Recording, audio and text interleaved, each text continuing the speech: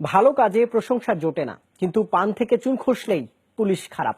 বিশ্লেষকরা বলছেন, অন্যের মানবাধিকার রক্ষার কথা বলা হলেও পুলিশ নিজেই মানবাধিকার লঙ্ঘনের শিকার। তাই সুশাসনের স্বার্থে এই বাহিনীকে ঢেলে সাজানোর পরামর্শ তাদের।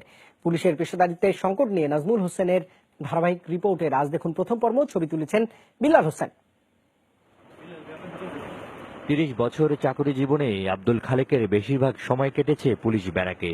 সন্তানেরা বড় হয়েছে, কিন্তু বাবা হয়েও পাশে না থাকার কষ্ট নিয়ে তাকে প্রতিদিনই ডিউটিতে যেতে হয়। অথচ সন্তানেরা জানেন না তাদের বাবা কিভাবে থাকেন। এখানে গাদাগাদি করে থাকলে তো অসুখ বিসুখেরও সমস্যা।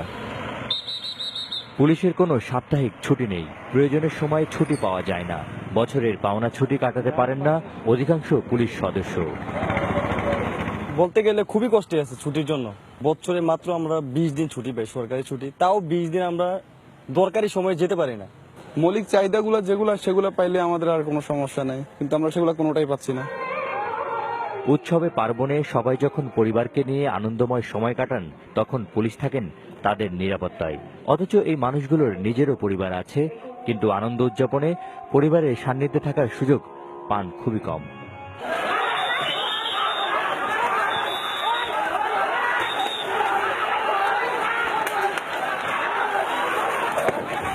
নিজের জীবন বিপন্ন হলেও দায়িত্ব এড়ানোর সুযোগ নেই 1.5 লাখেরও বেশি পুলিশের। তবুও যন্ত্রণার ক্ষত শুকানোর সাথে আবারও জীবন যুদ্ধে নামতে হয়েছে জাহাঙ্গীর মকবুল হোসেনদের। সেবা করতে পারি মানুষের, এই একটা স্বপ্ন নিয়েই বাংলাদেশ পুলিশে আমি যোগদান করেছিলাম, কিন্তু সেই স্বপ্নটা আসলে একটা অ্যাক্সিডেন্টেই ভেঙে গেছে। এমন বাস্তবতায় মানবাধিকার কর্মীদের অভিযোগ, পেশাদার পুলিশ গড়তে রাষ্ট্র পুলিশকে মূল্যায়ন করছে না। অবশ্যই তার যে মানবাধিকার, তার যে নিরাপত্তার ব্যাপারগুলি আছে, তার বেতনটা, তার যে কর্ম ঘন্টা যেটা থাকে, সমস্ত কিছুর একটা পরিবর্তন আনতে হবে।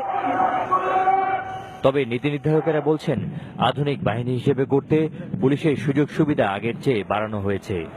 আমরা চেষ্টা করছি একটি গণমুখী একটা পরিবেশ তৈরি করা দরকার পুলিশের নিজের জন্য।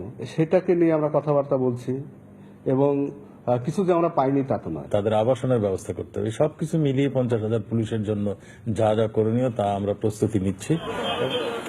জনবল বাড়াতে ইতিমধ্যে 50,000 পুলিশ নিয়োগের সিদ্ধান্ত নিয়েছে সরকার। কিন্তু সুযোগ সুবিধা না বাড়িয়ে শুধু জনবল বাড়ালে কি পুলিশের পেশাদারিত্ব বাড়বে? সেবাই পুলিশের ধর্ম, আর এই মূলমন্ত্র নিয়ে যারা রাষ্ট্রের নাগরিকদের সেবা দেওয়ার কাজে নিয়োজিত থাকেন, তারা নিজেরাই অনেক ধরনের সুযোগ সুবিধা থেকে বরাবরই থাকেন বঞ্চিত এবং উপেক্ষিত। আর সেই উপেক্ষার বঞ্চনার জায়গাটিতে যদি নীতি নির্ধারকরা অনেক বেশি মনোযোগী এবং দায়িত্বশীল হন, সেক্ষেত্রে পুলিশ আধুনিক বাহিনী হিসেবে তার পেশাদারিত্বের উৎকর্ষতার জায়গা অর্জন করতে পারবে। এটা তাদের আত্মবিশ্বাস। নাজমুল হোসেন, যমুনা নিউজ, রাউজান, চট্টগ্রাম।